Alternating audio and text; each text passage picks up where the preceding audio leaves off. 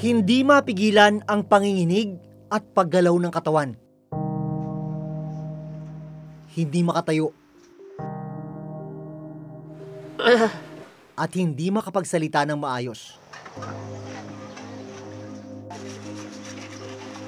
10 taon nang pinahihirapan ng ganitong kondisyon ang 39 na taong gulang na si Marlon Roga. Hanggang ngayon, hindi pa rin alam ng kanyang pamilya ang sakit na dumapo kay Marlon. Kakailanganing tumawid ng dagat at magbiyahe ng 7 oras para marating ang ospital na pwedeng tumukoy sa kanyang kondisyon. Pero hindi raw nila kakayanin ang gastos at habang hindi nagagawa ang iba't ibang diagnostic test at gamutan, unti-unti ring lumalala ang sakit ni Marlon.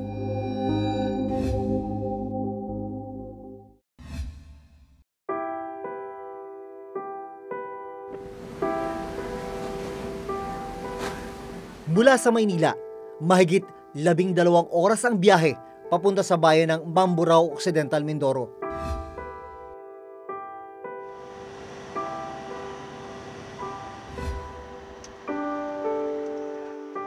Sa isang bahay sa barangay Tayamaan, nakatira ang pamilya ni Marlon Roga.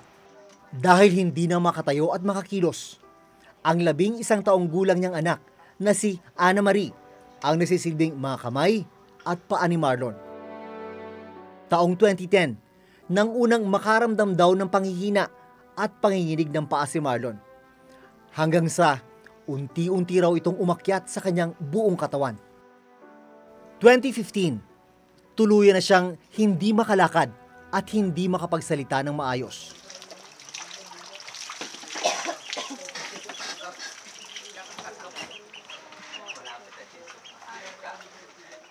Marlon, mahirap yung kalagayan mo pero pasalamat ka may ganyan kang anak mo. Yung sinasabi mo sa kanya pag kayo-kayo na lang.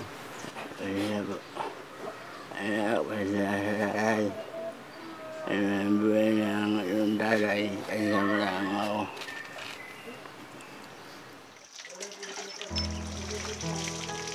Sa araw-araw, ito na ang naging sakripisyo ni Ana Marie para sa kanyang tatay Marlon. Kailan ka nagsimulang gumawa ng ganitong responsibilidad sa papa mo? 5 years old po. Ilang taon ka na nga ngayon? 11 po. Tagal-tagal na rin pala, no?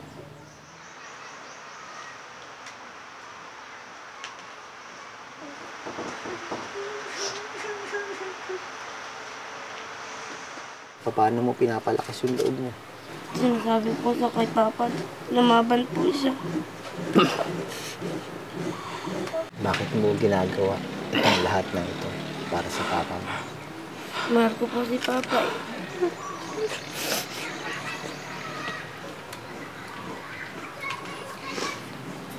Kasi po kung wala si Papa, wala po kami.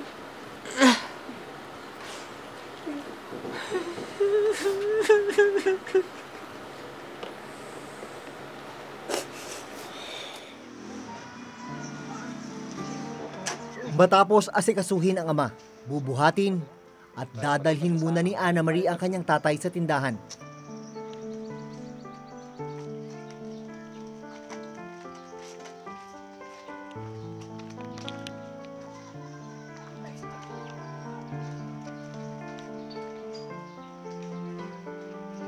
Kung saan nagtatrabaho ang kanyang inang si Annalyn.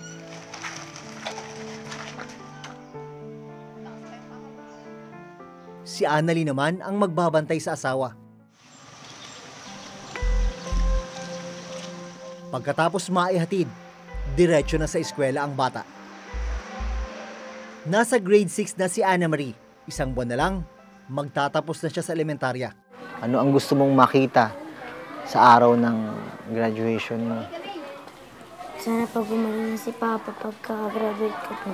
Sana po si Papa ang umakit sa akin pag ako yung nag-graduate po ng grade 6. Ikaw ba, ano ba ang pangarap mo para sa sarili mo? Engineer po. Engineer. Ba, maganda. Bakit mo naman gusto mag-engineer? Para po makatulong ako sa pamilya ko. Anong pinagdadasal mo? Sana po pagising ni Papa magaling na siya. At nagpapasalamat po kami sa Diyos. Anong pinagpapasalamat mo sa Diyos? Buhay pa po ngayon si Papa at pinag-aral po ako ng mabuti. Mahirap po sa loob ko. Na ganun po yung sitwasyon ni Papa. Dahil hindi na nakakapagtrabaho si Marlon, ang asawa niyang si Annalyn ang nagtataguyod sa pamilya. Kano po kinikita niyo dito? 3,000 po ang buwan ko dito sa tindahan. Sa Tita Silly. Sapat po ba yun? Sa totoo lang, hindi po talaga. Kulang po talaga yun. Kaya pag hindi ako naghanap buhay, wala silang makakain. Kaya sakripisyo talaga sila sa kanilang tatay. Eh hanggat ako'y malakas. So, hanggat kaya ko. Dahil gipit sa buhay, 9 na taon na ang lumipas mula nang madala ni Annalyn si Marlon sa ospital sa Occidental Mindoro. Pero dahil walang magnetic resonance imaging o MRI at iba pang kailangan nilang diagnostic testing facility sa ospital na malapit kina Annalyn, hindi agad matukoy ang sakit ni Marlon. Sana po may himala. Talagang gumaling ang aking asawa. Sana may tumulong.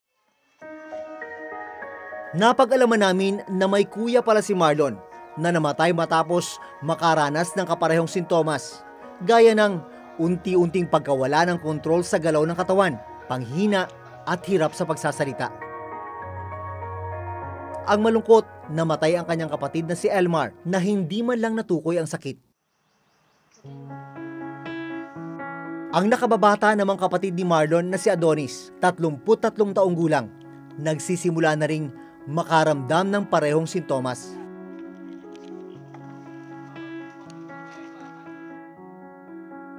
Ngayong hapon, susunduin ni Adonis ang mga anak sa eskwelahan.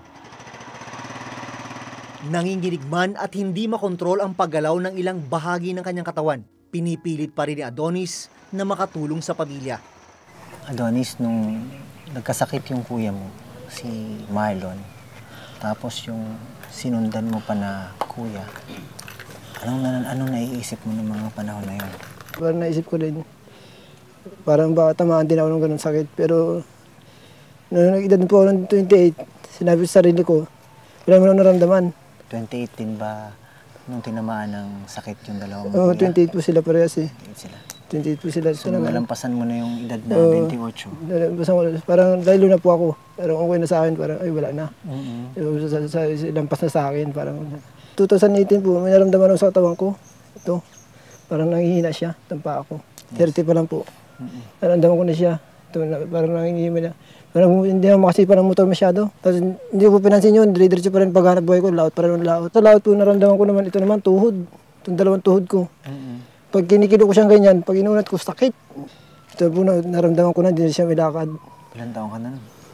Nagtatatitri na po ako nung tinamaan ito. Kailan mo napansin na nauutal ka na? Ito lang po, ilang buwan din lang po nakalipas. Talagang nauutal na po yung salita ko. Ang kinakatakot ni Adonis, baka bakuhan ng kanyang 3 anak na lalaki ang kanyang sakit.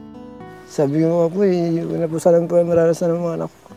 Kasi naranasan namin, hirap po talaga. Kung maranasan ko naman ako, hindi ko po siguro kaya na po, sir.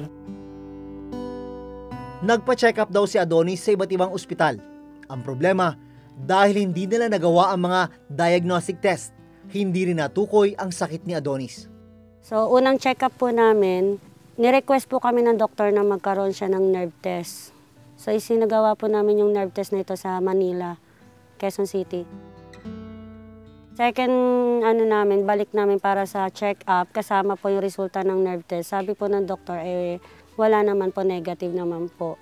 So, nirequest naman po kami for MRI. Yun nga lang po, pagdating namin po sa MRI, hindi po niya kinayang humiga for 1 hour. Kusang gumagalaw at nangangalay daw yung leeg niya at saka yung binti. In-stop na po yung MRI. After po nun, nag-stop na rin po kami ng check-up.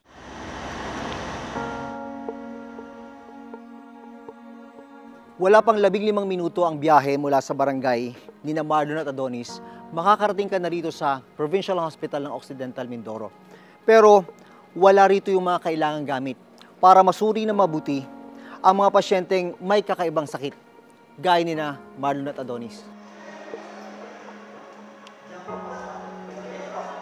Sa mga priority project po ng ospital, nasan po ang MRI? Kasama po ba doon? Wala.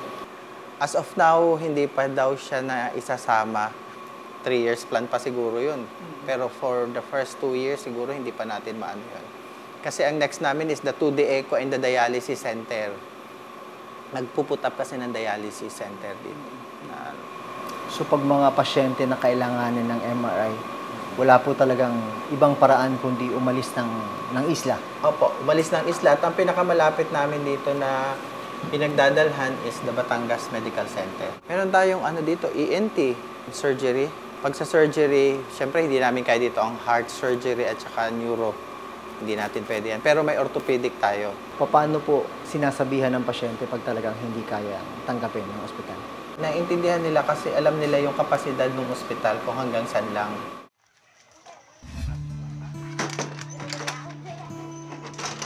Nitong nakaraang linggo,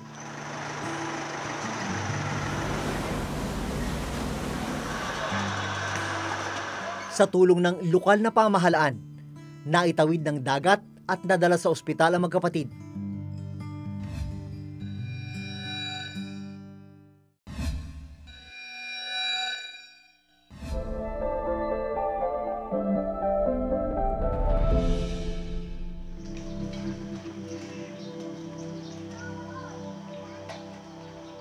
Nag-aalala ang ina ni Marlon at Adonis na si Aling Lily sa kalagayan ng kanyang 2 anak. Dahil walang espesyalista at pasilidad sa kanilang lugar, kailangan pang iluwas papuntang Batangas at Maynila ang magkapatid. Mahirap po talaga, sir. Sa katulad naming mahihirap lang na tao ay makapagpa-check up man po ng 1 beses, parang mahirap na maulit kasi wala naman kami yung ganung halaga na para ipauli-uli namin sa pagpa-check up. Yung kumuha ka na lang ngayon ng mga sasakyan ay talagang kailangan, wala man hong halimbawang bayad, gagasolinahan mo po yun, bibigyan mo ng allowance ang driver. Saang mga pagamutan nyo sila dinadala? Anong mga medical na atensyon ang naibibigay sa kanila? Sa ngayon po si Marlon ay hindi na muna namin yan ipinagpapagamot. Gawa ng kung talagang wala na po kaming sapat na kakayanan na para ipagamot. Ito namang si Adonis ay pinagsisikapan pa rin ng kanyang asawa na naipapacheck up pa rin niya sa mga doktor kasi medyo may sweldo nga siya na kahit kaunti ay nakakagawa pa siya ng paraan na naipapacheck up pa rin. Pangingisda ang isa sa mga pangunahing kabuhayan ng mga taga rito sa Mamburao, Occidental Mindoro. Ang Occidental Mindoro, pang-5 sa pinakamahihirap na probinsya sa buong Luzon, base sa datos ng Philippine Statistics Authority sa first semester ng 2018. Ayusin mo, wheelchair.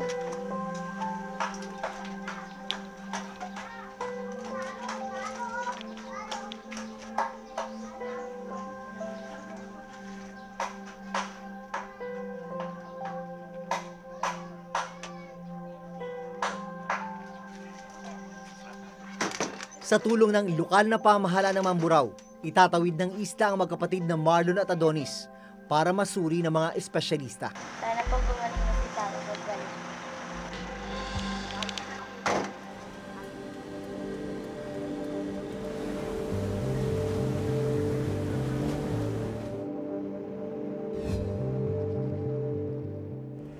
Matapos ang higit 6 na oras na biyahe, narating namin ang Batangas Medical Center, isang public hospital.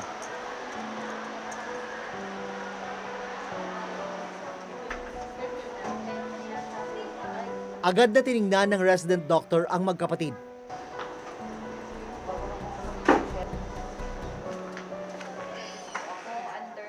Pagkatapos ng ilang minutong pakikipag-usap, sinabi ng doktor na hindi na MRI test ang kailangan ng magkapatid. Makabubuti raw na dalhin sila sa Maynila, kung saan may espesyalista at pasilidad para sa kanilang kondisyon. Kailangan daw nilang dumaan sa genetic screening. Kaya mula Batangas, dinala namin ang magkapatid sa Quezon City.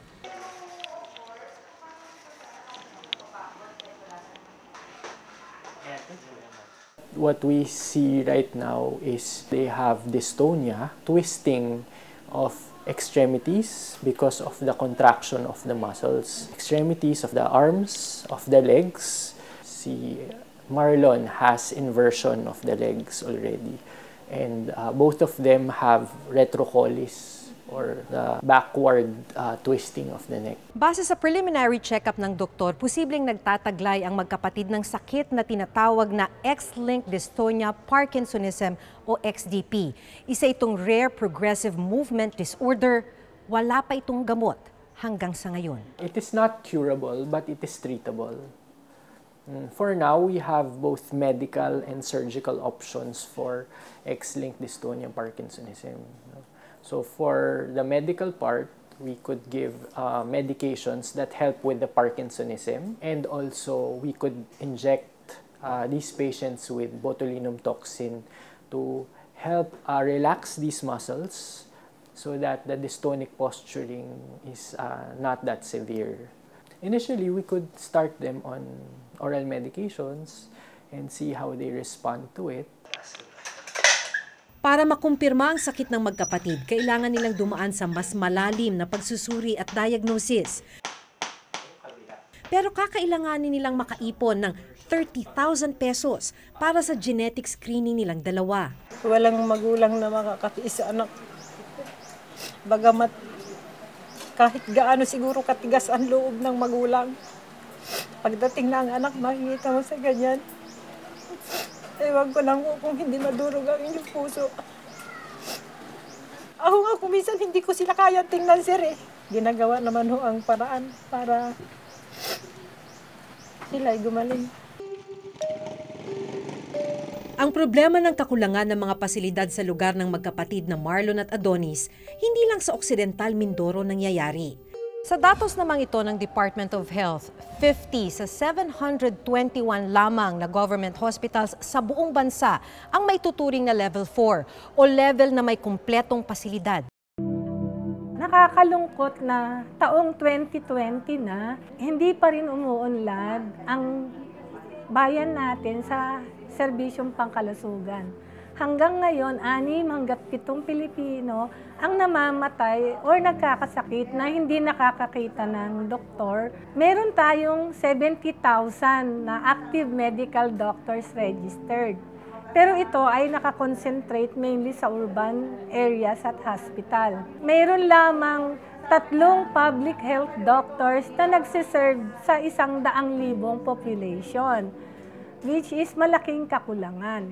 When it comes to the kakulangan ng mga doctors at nurses sa ating pamahalang lokal, meron kaming deployment program. So we have the Doctor to the Barrios program, we have the nurse deployment program, and we have the midwife deployment program, and so many of the other allied health professional na dinideploy namin. And then when it comes to health facilities, may malaking budget ang Department of Health, yung tinatawag nating Health Facilities Enhancement Program. Ito yung HPEP. Ang layunin naman nito, makapag-construct ng mga additional na mga barangay health station, additional na mga health center, at ganun din, ma-expand yung bed capacity ng ating mga hospital, ma-improve yung kanilang mga equipment, ma-improve yung mga technology na mai-offer natin sa ating mga mamamayan.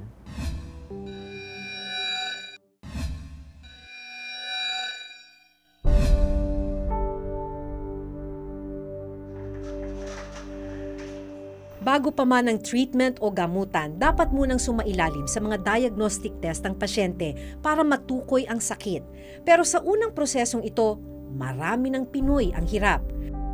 Ang masaklap ang ilan gaya ng kapatid ni na Marlon at Adonis na si Elmar, namatay na hindi man lang nalalaman ang sakit. Hiling ni na Marlon at Adonis, matulungan sila sa kanilang pinagdadaanan.